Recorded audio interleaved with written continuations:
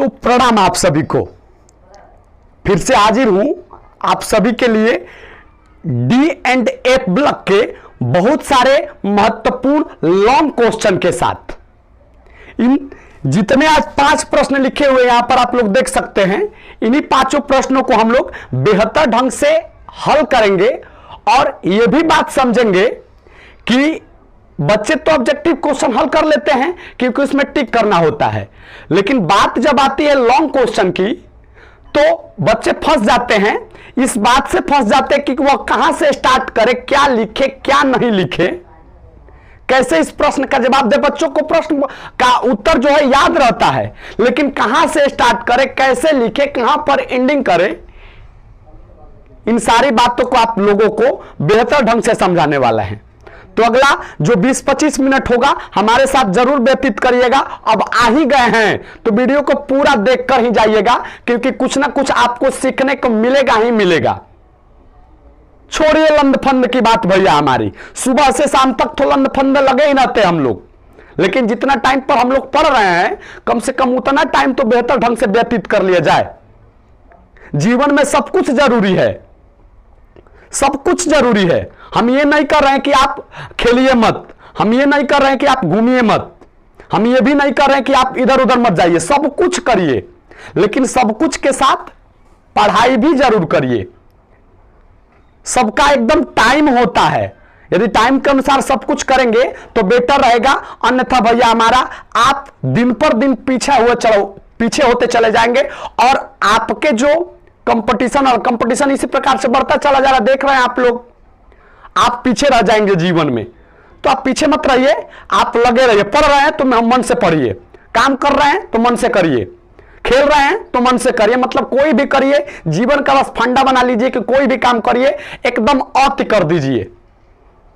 इतना बेहतर ढंग से करिए कि आपसे बेहतर ढंग से कोई करे ही नहीं। इस उद्देश्य के साथ कोई भी काम करिए, सफलता मिलेगा ही मिलेगा आपको। चलेंगे हम लोग पहले प्रश्न की ओर कि CU, AG तथा AU के डी कक्षकों के पूर्ण भरित होने के बावजूद इन्हें संक्रमण तत्व माना जाता है, क्यों? मतलब पूछ रहा है हम लोगों से कि कॉपर, AG तथा AU के डी कक्षक फुलफिल्ड होते हैं, डी कक्षक भरे हुए रहते हैं, लेकिन फिर भी इसे लोग संक्रमण तत्व मान लेते हैं, ऐसा क्यों? भैया हमारा हम एक बात बता रहे हैं, आप लोग कैसे डिसाइड करेंगे कौन संक्रमण तत्व होगा और कौन संक्रमण तत्व नहीं होगा। देखिए हमें पता करना है कि कॉपर के चेक कर लीजिए, कॉपर संक्रमण तत्व होगा कि नहीं होगा। तो कॉपर 2 अवस्था में मिल सकते हैं। देखिए पहले तो इसका ग्राउंड स्टेट होगा और दूसरा इसका एक्साइटेड स्टेट हुआ, मतलब कॉपर पहले कॉपर के रूप में और दूसरा कॉपर प्लस या कॉपर 2+ के रूप में, मतलब कॉपर आयन के रूप में। यदि दोनों में से किसी एक रूप में ये वाला रूप हो या ये वाला रूप हो, दोनों में से किसी एक में या दोनों में डी कक्षक आंशिक रूप से भरे हुए रहते हैं, डी कक्षक अपूर्ण रहते हैं, तो समझ जाइएगा भैया हमारा कि वह संक्रमण तत्व होगा ही होगा। अब आप कॉपर को चेक करिए भैया हमारा, कॉपर को चेक करेंगे तो इसका इलेक्ट्रॉनिक कॉन्फ़िगरेशन क्या लिखेंगे? आर्गन 3d10 और 4s1 होता है। कहेंगे कि सर यहां पर डी ऑर्बिटल तो फुलफिल्ड है, संक्रमण तत्व तो नहीं होगा। लेकिन ना भैया, यह संक्रमण तत्व तो होता है। हमने क्या बोला? हमने यह बोला कि आपको तात्विक रूप में तो चेक करना ही करना है, साथ ही साथ आयन के रूप में भी आपको चेक करना ही होगा। यदि दोनों में से किसी एक रूप में भी डी कक्षक भर गए, डी कक्षक खाली रह गए, तो समझ जाइएगा कि वही संक्रमण तत्व होंगे। तो यदि आयन के रूप में करेंगे तो यहां पर से एक इलेक्ट्रॉन हटाएंगे तो क्या होगा? 3D10। आप कहेंगे कि सर इसका आयन भी तो क्या हो रहा है, D10 भर रहा है, लेकिन नहीं भैया, यहां पर आपको चेक कर लीजिए, क्योंकि कॉपर पर तो 2 आयन होते हैं, कॉपर के तो 2 आयन होते हैं, Cu+ और Cu2+ होता है ना। तो आप इसका चेक करेंगे तो क्या हो जाएगा, 3D9 हो जाएगा। कोई दिक्कत परेशानी, क्या हो जाएगा, 3D9 हो जाएगा। अब आपका दिमाग खुल गया होगा कि हम क्या बोल रहे हैं। अब यहां पर देखिए, डी कक्षक आंशिक रूप से भर गए, मतलब डी कक्षक अपूर्ण हो गए, D10 नहीं हुआ, इसलिए इसे संक्रमण तत्व मानते हैं हम लोग। उम्मीद करते हैं बातों को समझ। एक और एग्जांपल ले रहे हैं हम, देखिए ना भैया, Mn। अब देखिए Mn को पहले आप लोग तात्विक रूप में चेक करिए, और साथ ही साथ Mn को आयन के रूप में भी आप लोग चेक करिए। देखिए, सुनिएगा, गौर करिएगा, आर्गन 3D5 4s2। अब देखिए, इसके ग्राउंडेड स्टेट मतलब तात्विक रूप में जब है, तभी ये इसमें डी कक्षक आंशिक रूप से भरे हैं, इसलिए इसे संक्रमण तत्व मानते हैं। अब इसको चेक करने की कोई जरूरत ही नहीं, क्योंकि इलेक्ट्रॉन की संख्या तो घटाएंगे, इलेक्ट्रॉन की संख्या तो घटाएंगे, आप से 2 इलेक्ट्रॉन कैंसिल करेंगे तब भी क्या होगा, 3D5 ही होगा। मतलब इसके आयन और तात्विक दोनों रूपों में ही डी कक्षक अपूर्ण है, मतलब डी कक्षक आंशिक रूप से भर रहे हैं, डी कक्षक फुलफिल्ड नहीं हो रहा है, इसलिए इसे भी संक्रमण तत्व हम लोग मानेंगे। उम्मीद करते हैं कि बातों को समझ रहे होंगे आप लोग। तो जब कॉपर, Ag और Au के तात्विक रूप में इलेक्ट्रॉनिक कॉन्फ़िगरेशन करेंगे, तात्विक रूप में जब इलेक्ट्रॉनिक कॉन्फ़िगरेशन करेंगे तो होगा क्या, होगा भैया हमारा 3D10 कॉपर के लिए, ठीक है, जबकि Ag के लिए 4D10 और Au के लिए 5D10 होगा। कोई दिक्कत परेशानी कब, जब तात्विक रूप में रहेंगे कॉपर, Ag और Au, तब। अब आप कह देंगे कि सर यहां पर तो गड़बड़ कर दिया आपने, यहां पर तो डी ऑर्बिटल पूर्ण रूप से भर गए, ये तो संक्रमण तत्व तो नहीं होना चाहिए। लेकिन हमने क्या बोला, हमने ये बोला कि पहले आप लोग तात्विक रूप चेक करिए, उसके बाद आयनिक रूप भी चेक कर लीजिए। यदि दोनों में से किसी एक रूप में डी कक्षक आंशिक रूप से भर रहे हैं तो समझ जाइए कि संक्रमण तत्व वो होते हैं। अब कॉपर का जब Cu2+ आप लोग चेक करेंगे तो 3D9 होगा, Au का, Ag का Ag2+ चेक करेंगे तो क्या होगा भैया, हमारा 4D9 हो जाएगा, और Au का Au3+ चेक करेंगे तो 5D8 हो जाता है। अब देखिए आप लोग, इन तीनों में डी ऑर्बिटल क्या हो रहा है, डी कक्षक क्या हो रहा है, आंशिक रूप से भर रहे हैं, इसलिए कॉपर, Ag और Au को संक्रमण तत्व हम लोग मानते हैं। कोई दिक्कत परेशानी, उम्मीद करते हैं बातों को आप लोग समझ गए होंगे। दूसरे नंबर प्रश्न के ओर बढ़ते हैं। इसका उत्तर हम लोग लिख देंगे, क्या लिखेंगे हम लोग बता देंगे, हालांकि समझा दिया हमने अपने तरीके से। व्याख्या करें कि आयरन संक्रमण धातु है जबकि सोडियम नहीं, क्यों? इसका जवाब क्या लिखेंगे, बड़ी सिंपल तरीका है, वही वाला प्रश्न है।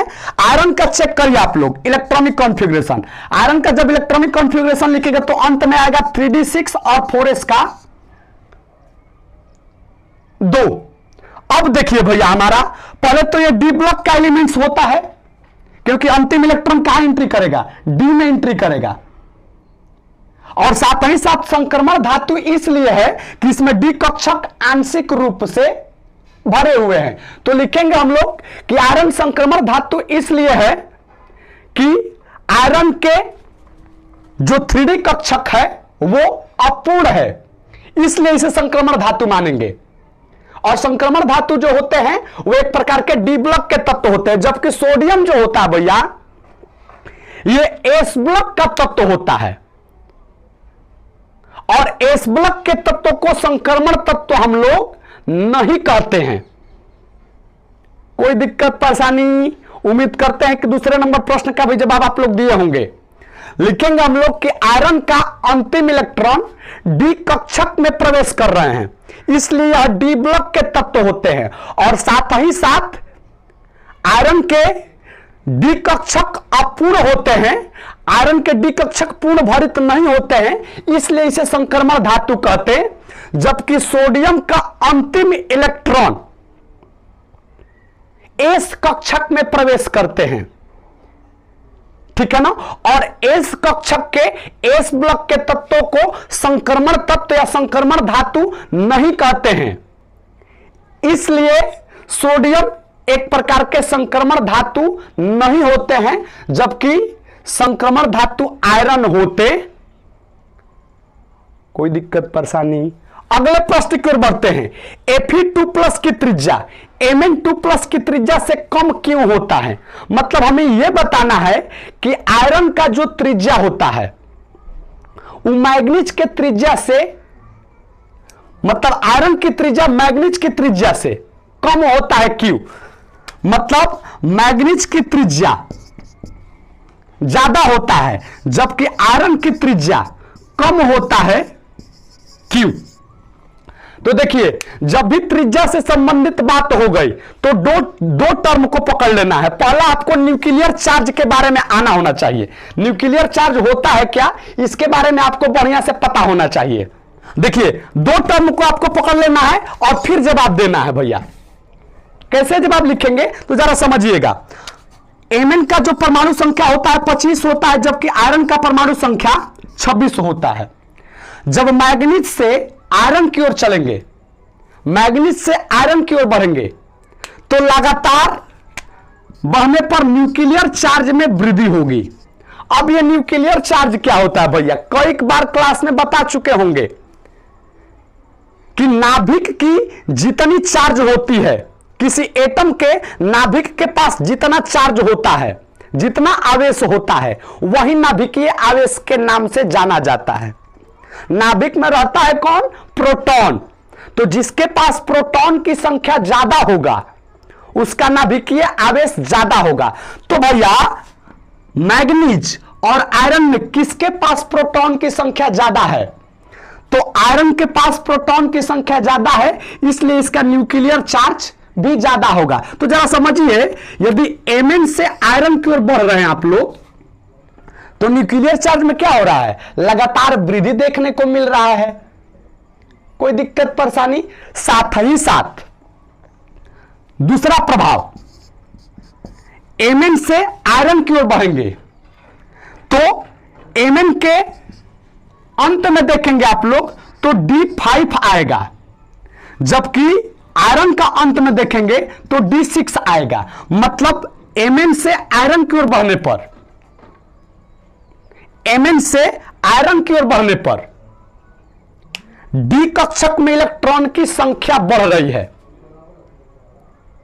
कोई दिक्कत परेशानी? मतलब स्क्रीनिंग इफेक्ट भी बढ़ रहा है, शील्डिंग इफेक्ट भी बढ़ रहा है। लेकिन अब जरा समझिए, न्यूक्लियर चार्ज के चलते एटम का साइज घटेगा। यदि न्यूक्लियर चार्ज बढ़ेंगे तो एटम का साइज घटेगा, जबकि स्पिनिंग इफेक्ट बढ़ेंगे तो एटम का साइज बड़ा होगा। तो इसके चलते घटता है और इसके चलते बढ़ता है। अब हमें यही देखना है कि इन दोनों विपरीत प्रभाव में से कौन जीत रहा है। जो जीतेगा उसी का चलेगा, जो हार जाएगा वो तो खत्म हो जाएगा, गेम से बाहर हो जाएगा। तो आपको पता होना चाहिए कि डी कक्षक का जो शील्डिंग इफेक्ट होता है, डी कक्षक का जो शील्डिंग इफेक्ट होता है, रिपेल करने का पावर होता है, जो वो बहुत कम होता है।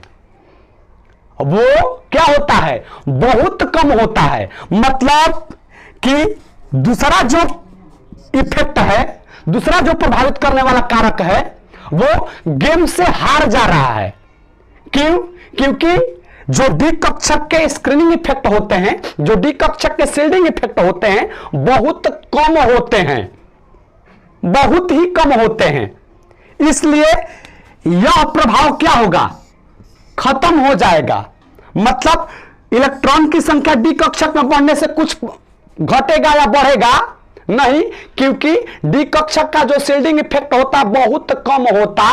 अब क्या होगा, केवल न्यूक्लियर चार्ज Mn से आयरन की ओर जाने पर केवल न्यूक्लियर चार्ज बढ़ रहा है। तो न्यूक्लियर चार्ज बढ़ेगा तो होगा क्या, नाभिक बाह्यतम कक्षा के इलेक्ट्रॉन को अपने पास बुलाने के लिए एकदम पुरजोर कोशिश करेगा, कोशिश ही नहीं करेगा, एकदम नाभिक खुश हो जाएगा जैसे ये प्रभाव हटेगा। तो न्यूक्लियर चार्ज बढ़ जाएगा, जैसे ही न्यूक्लियर चार्ज बढ़ेगा बाह्यतम कक्षा के इलेक्ट्रॉन को नाभिक अपने पास बुलाने के लिए एकदम खुशी खुशी बुला सकती है, और जैसे ही बुलाएगी तो साइज क्या होगा परमाणु का, घट जाता है।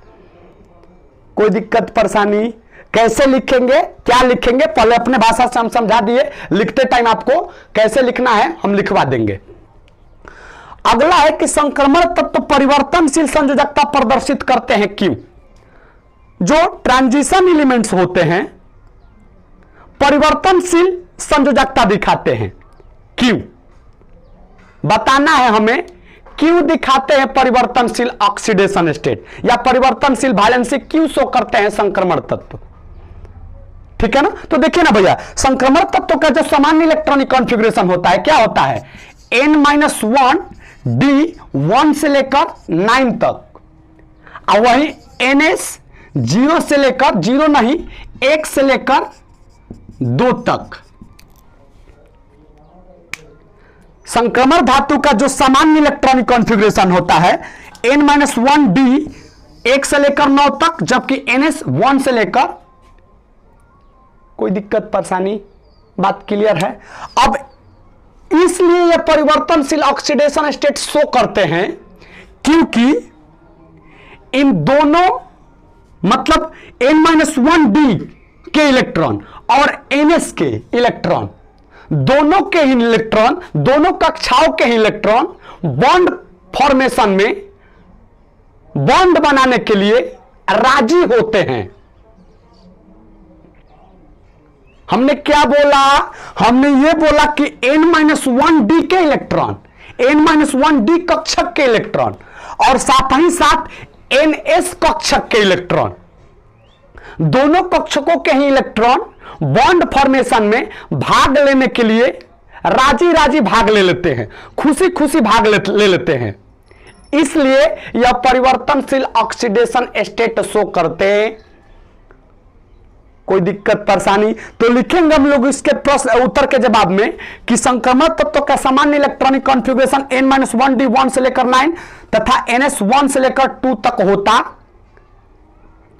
इसलिए परिवर्तनशील ऑक्सीडेशन स्टेट शो करते हैं क्योंकि n-1 d कक्षक के इलेक्ट्रॉन और साथ ही साथ ns कक्षक के इलेक्ट्रॉन, दोनों कक्षकों के ही इलेक्ट्रॉन बॉन्ड फॉर्मेशन में भाग लेते हैं। यही कारण है कि संक्रमण धातु परिवर्तनशील ऑक्सीडेशन स्टेट शो करते हैं। बात क्लियर है, उम्मीद करते हैं समझे होंगे आप लोग। अगला है कि संक्रमण श्रेणी में 10 तत्व क्यों होते हैं। किसी भी संक्रमण श्रेणी को आप क्यों ना चेक कर लीजिए, उन सब में आप पाएंगे कि 10 ही तत्व होते हैं। ऐसा क्यों भैया, हमारा बड़ी सिंपल तरीका है। सिंपल उत्तर क्या देंगे, जब भी आप संक्रमण धातु के, किसी संक्रमण धातु के इलेक्ट्रॉनिक कॉन्फ़िगरेशन करेंगे तो अंतिम इलेक्ट्रॉन डी कक्षक में प्रवेश करते हैं, या तो 3D कक्षक में प्रवेश करेंगे, या तो 4D में, या 5D में, या 6D में। किसी भी संक्रमण धातु का जब भी आप लोग इलेक्ट्रॉनिक कॉन्फ़िगरेशन करेंगे तो अंतिम इलेक्ट्रॉन या तो 3D में, या तो 4D में, या तो 5D में, या तो 6D में प्रवेश करते हैं, मतलब डी कक्षक में प्रवेश करते हैं। और आपको पता होना चाहिए कि डी कक्षक में मैक्सिमम कितने इलेक्ट्रॉन आप लोग रख सकते हैं, तो मैक्सिमम 10 इलेक्ट्रॉन रख सकते हैं। इसी कारण से संक्रमण श्रेणी में 10 ही तत्व उपस्थित होते। तो इसका जवाब क्या लिखेंगे? तो इसका जवाब लिखेंगे कि संक्रमण श्रेणी के किसी भी तत्व का इलेक्ट्रॉनिक कॉन्फ़िगरेशन करेंगे तो अंतिम इलेक्ट्रॉन डी कक्षक में प्रवेश करते हैं। और चूंकि हम जानते हैं कि डी कक्षक में मैक्सिमम 10 इलेक्ट्रॉन रख सकते हैं, इसलिए संक्रमण श्रेणी के किसी भी श्रेणी में 10 ही तत्व उपस्थित होते हैं। तो इन दोनों का जवाब हम नहीं लिखेंगे। चलिए इसका जवाब नहीं लिखेंगे, जबकि इन चारों का जवाब हम लिख दे रहे हैं अपने तरीके से। जो हमने समझाया उसी बात को हम लिख रहे हैं, आप लोग गौर से लिख लीजिएगा अपने कॉपी पर। हम अपने ढंग से समझा दिया आप लोगों को। दूसरे नंबर का हमने क्या लिखा? पहले इन तीनों का इलेक्ट्रॉनिक कॉन्फ़िगरेशन लिख दिया। सामान्य अवस्था में जब तात्विक रूप में रह रहे हैं तो लिखने के बाद हम क्या लिख रहे हैं कि इन तीनों के आयनों कॉपर 2+ में 3d9, Ag2+ में 4d9 तथा Au3+ में 5d8 होते हैं, अर्थात डी कक्षक अपूर्ण होते हैं। इसलिए कॉपर, Ag और Au को संक्रमण तत्व मानते। ठीक है ना? उम्मीद करते हैं बातों को समझ गए होंगे कि मतलब कॉपर, Ag और Au के आयन के रूप में जब रह रहे हैं तो इनमें डी कक्षक अपूर्ण होते हैं, इसलिए कॉपर, Ag तथा Au को संक्रमण तत्व मानते। दूसरा प्रश्न की व्याख्या करें कि आयरन संक्रमण धातु है जबकि सोडियम नहीं, क्यों? देखिए ना भैया हमने क्या लिखा हुआ है। ये दोनों प्रश्न है इलेक्ट्रॉनिक कॉन्फ़िगरेशन से संबंधित था, तो पहले हमने इलेक्ट्रॉनिक कॉन्फ़िगरेशन चिपका दिया। Fi का इलेक्ट्रॉनिक कॉन्फ़िगरेशन लिखेंगे तो आयरन 3d6 होगा। आयरन के दो ऑक्सीडेशन स्टेट होते हैं, एक तो 2+ और एक 3+। हमने ये भी चिपका दिया है कि 2+ के रूप में 3d6 हो जाएगा और Fi 3+ के रूप में 3d5 होगा। जबकि सोडियम का इलेक्ट्रॉनिक कॉन्फ़िगरेशन हम लिख दिया है और तब बात लिख रहे हैं आयरन के तात्विक अवस्था तथा आयन के अवस्था में। आयरन के तात्विक अवस्था तथा आयन के अवस्था में डी कक्षक अपूर्ण होते हैं, मतलब डी कक्षक खाली होते हैं, इसलिए यह संक्रमण तत्व है। जबकि सोडियम का अंतिम इलेक्ट्रॉन एस उपकक्षा में प्रवेश करता है, इसलिए यह एस ब्लॉक के तत्व हैं। चूंकि हम जानते हैं कि डी ब्लॉक के तत्व ही संक्रमण तत्व होते हैं, एस ब्लॉक के तत्व नहीं, इसलिए सोडियम को संक्रमण तत्व नहीं माना जाता है। अब इन दोनों प्रश्नों के जवाब के बाद इन दोनों प्रश्नों को लिख दे रहे हैं। इसका उत्तर प्रश्नों का जवाब देख लीजिए आप लोग। Fi2+ की त्रिज्या Mn2+ की त्रिज्या से कम क्यों होता है? तो हमने लिखा कि Mn2+ से Fi2+ की ओर जाने पर नाभिकीय आवेश बढ़ता है। दूसरा लिखा क्या? 3d कक्षक में इलेक्ट्रॉन की संख्या बढ़ती है, लेकिन डी कक्षक का शील्डिंग इफेक्ट कम होता है, जिसके कारण नाभिक और बाह्यतम कक्षक के बीच आकर्षण बढ़ जाता है। परिमाणतः क्या होगा? त्रिज्या घट जाती है। ठीक है ना? कट टू कट बात करते हैं हम लोग। अगला है कि संक्रमण तत्व परिवर्तनशील संयोजकता प्रदर्शित करते हैं, क्यों? तो हमने क्या लिखा? संक्रमण तत्व का सामान्य इलेक्ट्रॉनिक कॉन्फ़िगरेशन, इसी का मतलब इलेक्ट्रॉनिक कॉन्फ़िगरेशन n-1d 1 से लेकर 9, ns 1 से 2 होता। संक्रमण तत्वों के n-1d इलेक्ट्रॉन तथा ns इलेक्ट्रॉन दोनों ही इलेक्ट्रॉन बॉन्ड फॉर्मेशन में भाग लेते हैं, इसलिए परिवर्तनशील संयोजकता दिखाते। बातों को समझे होंगे आप लोग। अब इसका जवाब हम नहीं देंगे, इसका जवाब हम नहीं लिखेंगे, क्योंकि हमने समझाते समय बोल दिया है। आप लोग उसी वीडियो को रोककर लिख लीजिएगा।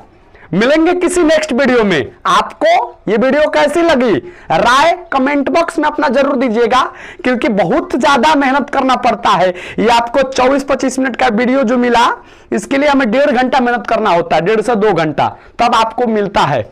मिलेंगे। धन्यवाद, प्रणाम आप सभी को।